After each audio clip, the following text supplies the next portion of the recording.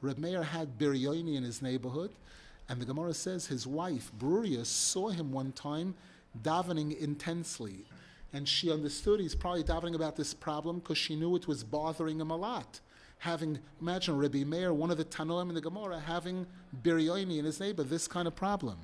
So she said to him, you're probably davening for them to die. For Hashem to eliminate them based on a pasuk. It's a pasuk in Tehillim, Yitamu chatoim and horetz, or Sham Einam. But she said, I don't think that's what it means. It doesn't mean that they should die. It says the sins should be terminated. Yitamu chatoim in horetz. She said, proof is, look at the next words, urishoim oideinam. They will no longer be rishoim. They'll be good people. Why don't you daven for that? The Gemara says he was mispalel and they did tshuva. That's the wording again, not a Hasidic sefer. This is the Gemara. He was mispalel. Now again, what do you mean? What about Bechira? What about all your questions have answers to them? This is an example of the power of a tzaddik, what a tzaddik can do with tefillah. Through his tefillah, he was able to bring about that their bechira should be changed, that they should get stronger in their emunah and everything, and to be able to do tshuva. This is a story in the Gemara, and this takes us to our day of Pesach Sheni, where Rabbi Nasan Zal, in two places in the Likutei Halachos, expounds on Pesach Sheni, and he says that this is a message for us and our children today. Anything in the Torah is not story and it's not history. It's something for all time. That there were a group of Jews who were tamei. They were clearly tamei. They were out of bounds. They were impure enough that they couldn't go into the Beis Hamikdash. They couldn't associate with a korban. They couldn't associate with holiness. And because of this, they missed out on Korban Pesach, which is one of the happiest, most important events in the Jewish calendar. Korban Pesach, all the celebration. They heard it.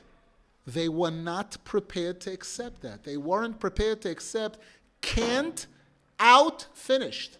They went to Moshe Rabbeinu, they went to the Tzaddik Hadoyer and said, what do we do? Why should we be left out?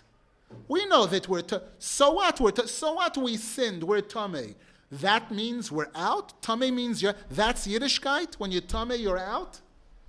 Moshe Rabbeinu heard what they said. He took it to Hashem. And Hashem said, they're right. On their say-so, we're going to put a new parsha in the Torah. They are adding a parsha to the Torah, the parsha of Pesach Sheni. That if a Jew is tamei, the wording in the pasuk, he's either tamei or bederech rechoika, or far away, too far away to be included. and therefore, they couldn't join Klal Yisrael previously at the right time. There's a second chance. There's a concept of a second chance. We give them a second chance. And again, it's not exactly the same, because on Pesach Sheni today we have bagels and lox and matzahs. We can have the whole...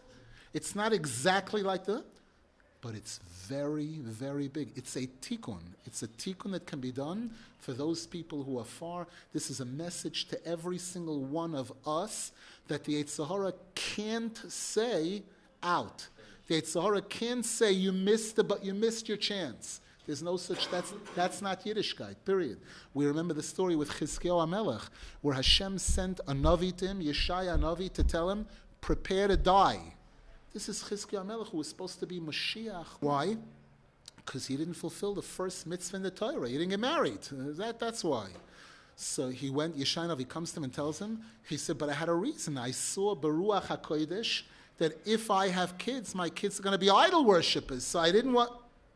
So Yeshaya navi said, tough luck. We don't need your prophecy.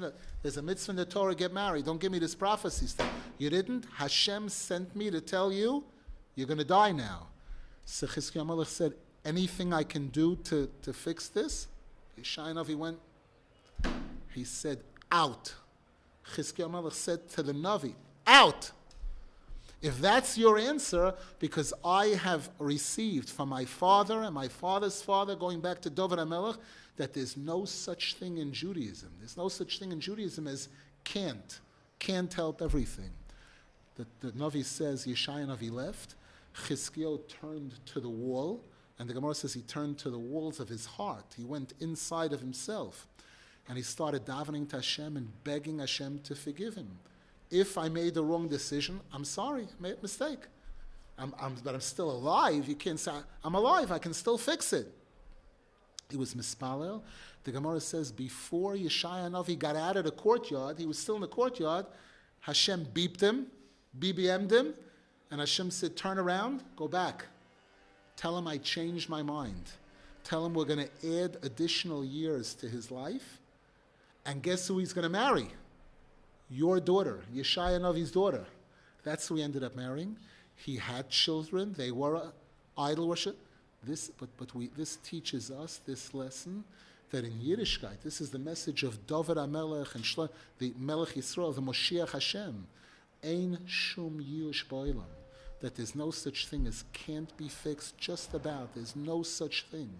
And if a person believes in Hashem and the person goes to the tzaddik, look what the Jews did. They didn't go to Hashem, they went to Moshe Rabbeinu. And they said, you're in charge, help us. They went to Moshe Rabbeinu. Moshe Rabbeinu was able to go to Hashem and was able to bring back a solution, bring back this message of Pesach Sheni. Should be zeicha all of us, we and our families, and all of Klal Yisrael, to tshuva shalema, to the tikkun of Pesach Sheni, to be zeicha to have the Beis Hamikdash and be able to bring real karbonos, Mitzvah Hashem.